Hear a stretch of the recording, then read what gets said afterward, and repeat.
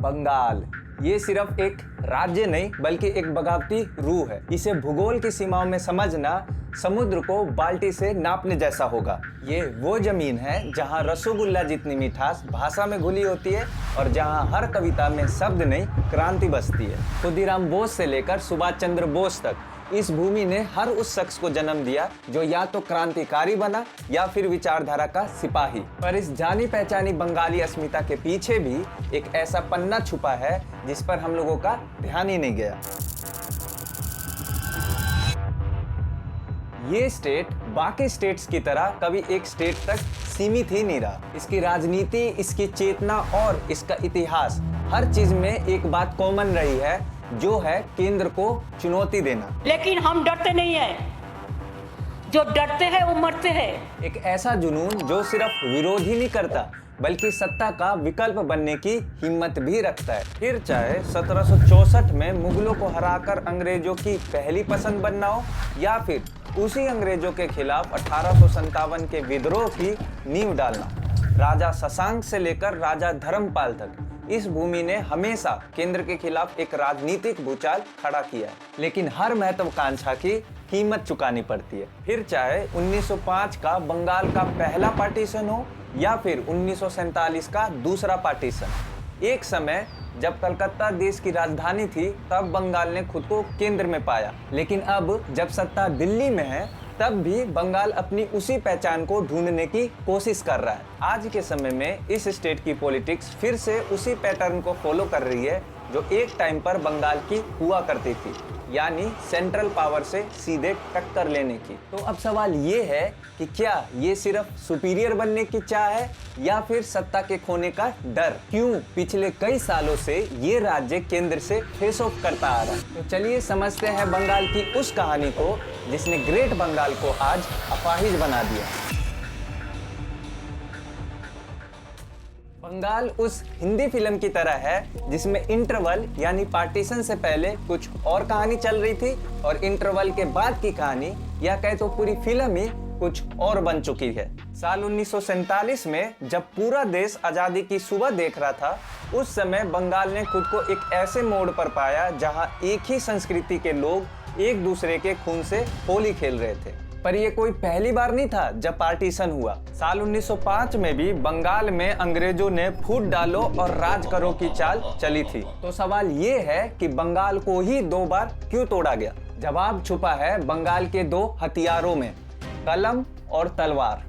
जहां एक तरफ सन्यासी विद्रोह, नील आंदोलन और 1857 की क्रांति की तलवारें चली, वहीं दूसरी तरफ रेनेसा और कांग्रेस के शुरुआती नेताओं की कलम गर्जी। बार बार मिल रहे प्रतिरोधों से परेशान होकर अंग्रेजों ने बंगाल को तोड़ने की पूरी कोशिश की और कुछ हद तक वो कामयाब भी हुए। लेकिन 1905 में जोरदार तरीके से चले स्वदेशी आंदोलन ने अंग्रेजों की चाल को फेल कर दिया और मजबूरन 1911 में विभाजन को रद्द करना पड़ा। अब 1911 का विभाजन तो टल गया, पर 1947 के विभाजन का घाव स्थायी रहा। पार्टीशन के गहरे घाव के बाद भी लोगों को ये उम्मीद थी कि बंगाल फिर से उसी रफ्तार में दौड़ेगा जैसा कि वो आजादी से पहले दौड़ रहा था। हालांकि पार्टीशन के कारण ऐसा होना मुश्किल था, लेकिन फिर भी अगर हम आज के बंगाल की तुलना आजादी के समय के बंगाल से करें तो ये साफ नजर आता है कि पार्टीशन का झटका लगने के बावजूद भी उस समय का बंगाल आज के बंगाल से कंपैरेटिवली काफी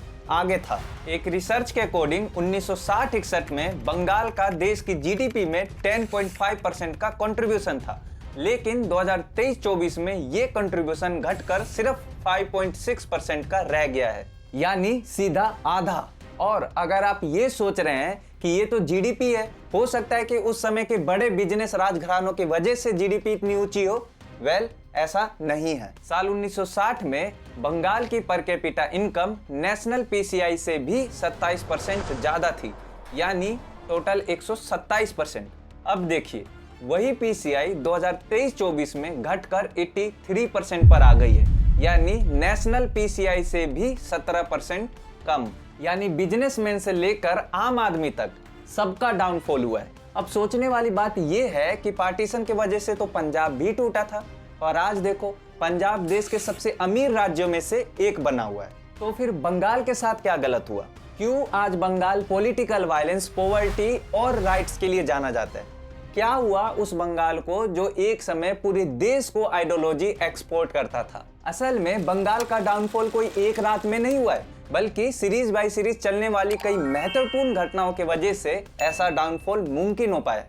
चलिए इसे स्टेप बाय स्टेप समझते हैं। दरअसल आजादी के बाद देश में एक इंडस्ट्रियल रेस शुरू हुई जिसमें दो दावेदार थे, बंगाल और बॉम्बे।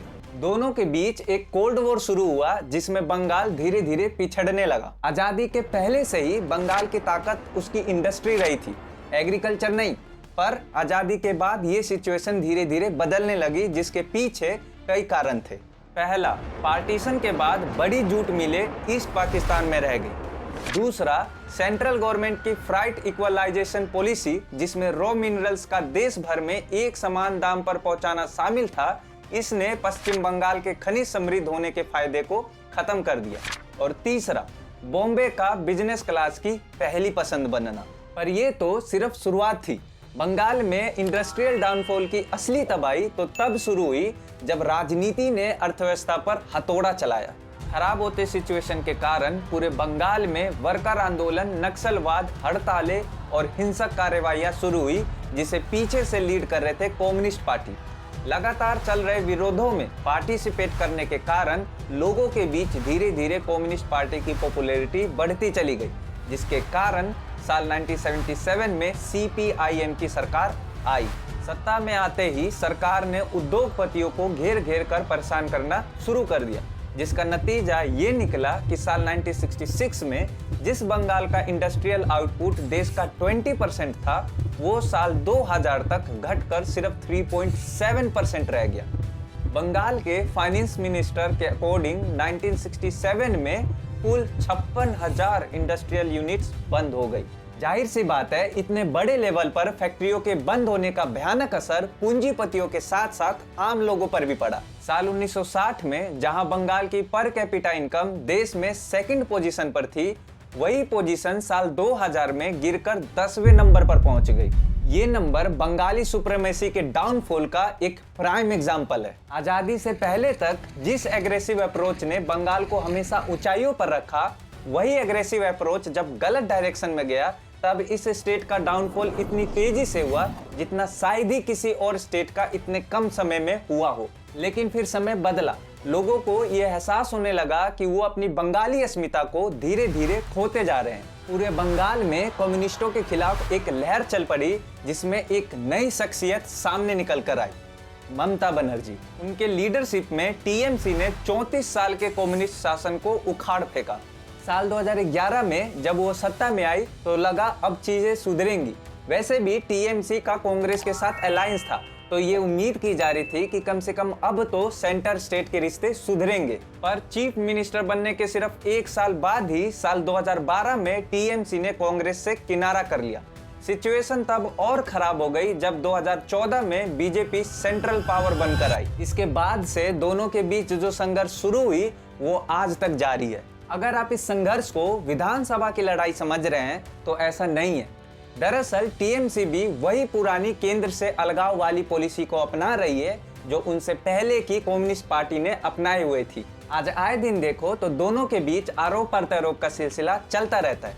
केंद्र सरकार राज्य सरकार पर आरोप लगाती है कि वो उनकी पॉलिसी को लागू नहीं करने देती, वहीं स्टेट गवर्नमेंट सेंट्रल गवर्नमेंट पर बंगाल को उसका हक न देने का आरोप लगाती रहती है। इन सबके बीच धीरे धीरे खोती चली जा रही है वो बंगाली सुपरमेसी जो एक समय हुआ करती थी। मिलते हैं अगले वीडियो में।